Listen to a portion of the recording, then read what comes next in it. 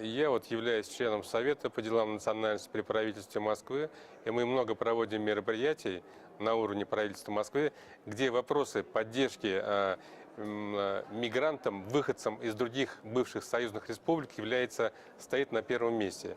И, естественно, основная задача стоит в том, чтобы не просто трудоустроить граждан, приезжающим из-за рубежа, но и создать им юридические, бытовые условия, позволяющие комфортно создать развитие своего бизнеса, для того, чтобы граждане могли обеспечивать для своих семей, для своего сообщества нормальное материальное благополучие. Наш бюджет, он не безграничный, и поэтому в данной ситуации за счет творческих инициатив, поддержанных на уровне правительства, мы способны эту задачу решить.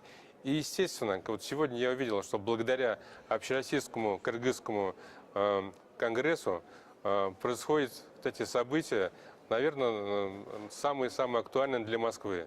Я много проводил мероприятий на уровне Москвы и в других регионах страны. Хочу сказать, что именно Кыргызский конгресс, он является таким вот системным, таким вот локомотивным в этом направлении.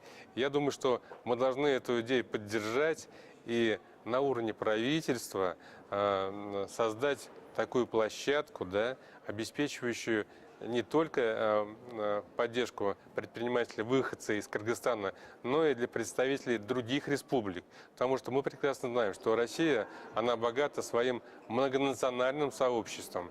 Россия – это общий дом. И, естественно, предприниматель вот сейчас, в данный момент, он, конечно же, стоит на первом месте.